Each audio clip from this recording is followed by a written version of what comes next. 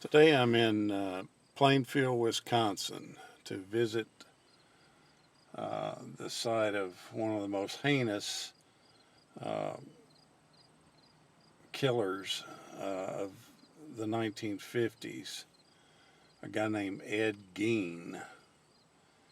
And so come along with me. Let's go see some of the places he haunted.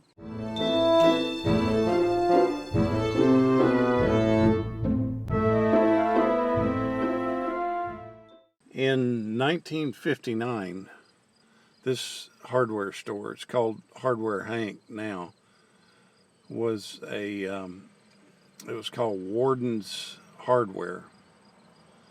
And Ed went in there and bought some antifreeze, and then he went over and got a rifle. I guess the store at that time sold rifles. Got a rifle, loaded it with a .22 cartridge, and shot Bernice Warden and killed her. And then he loaded her up. He put the rifle back on the shelf, loaded her up, and he took her to his farm. And she would be considered the last victim of Ed Gein, and it's basically how he got caught, because he left a trail and they knew exactly who did it. And then when they ended up going to his farmhouse, that's when they found all the other atrocities that were going on there. And they found Bernice's body actually strung up, I think in a corn crib or some kind of outbuilding. I think she had been decapitated and strung up like a slab of meat. Now the hardware store where Bernice was killed looks pretty much the same as it did, with a few changes to the outside, but it's still in existence. It looks to me like it has just recently closed down. And as you'll see in just a minute or so, I'll show you some inside shots of the store, looking through the front door. As you can see, a lot of the shelves are empty, but somewhere inside here is where he shot Bernice.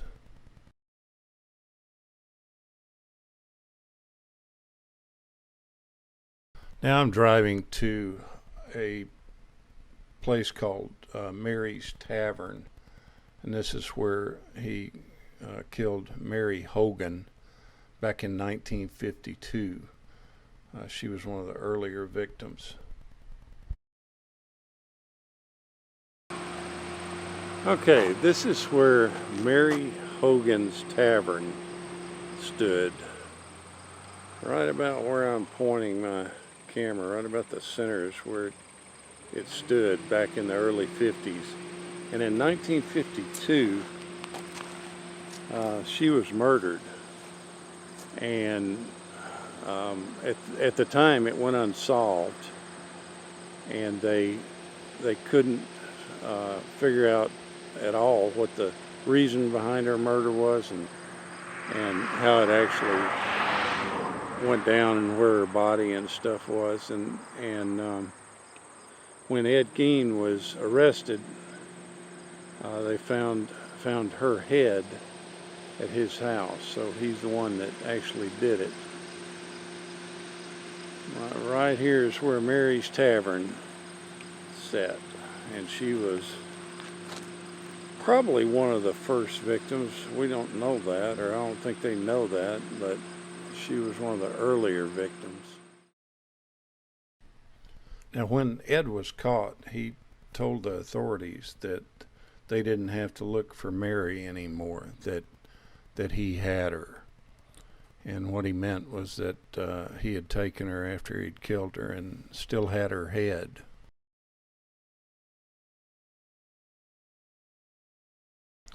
Now I'm actually heading to Ed's farm site right now. Okay, this is where Ed Gein's house stood. right back behind that fence there, and this is where his property was. There's no telling what kind of atrocities happened on this property.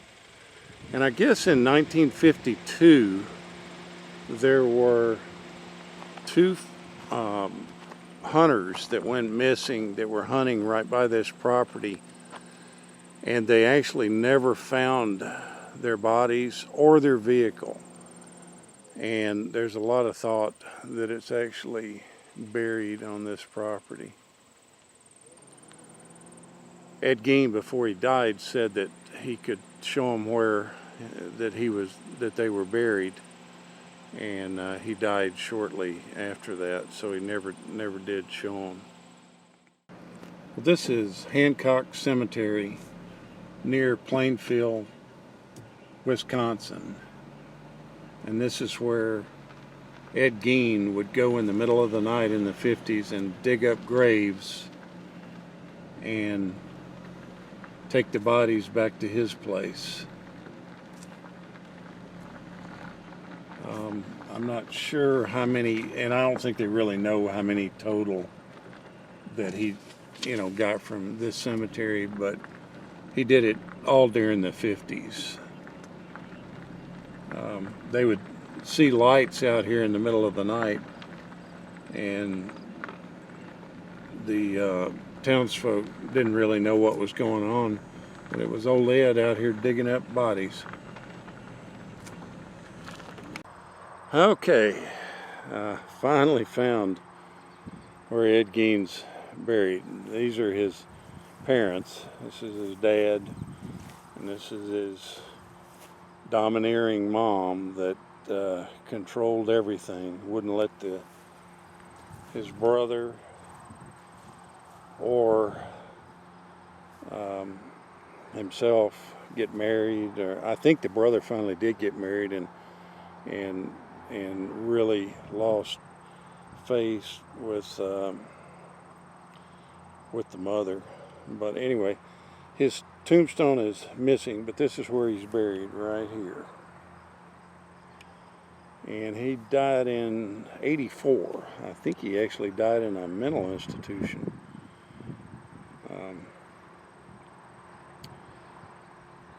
That's where his brother is. That's where Ed's buried. That's where his mother is, and his father. Well, this one took a while. We had to really walk this whole cemetery. Okay, I'm at Plainfield Cemetery in Plainfield, Wisconsin, and this is the grave of Bernice Warden, and she was the last victim of Ed Gein. She's the one that owned the hardware store, and she's the one that actually, her death is the one that started his downfall and him getting caught.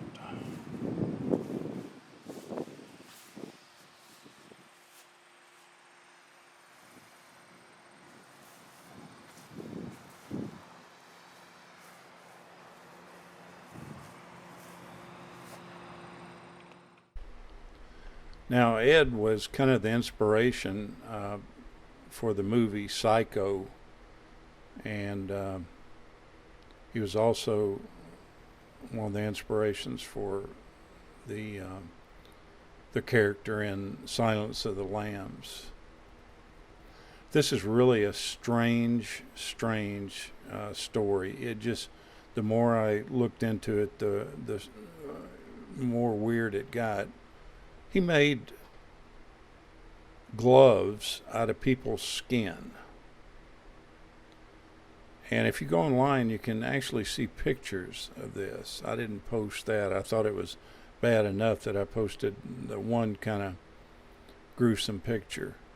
He made a belt out of women's nipples and took their private parts and saved them in a box.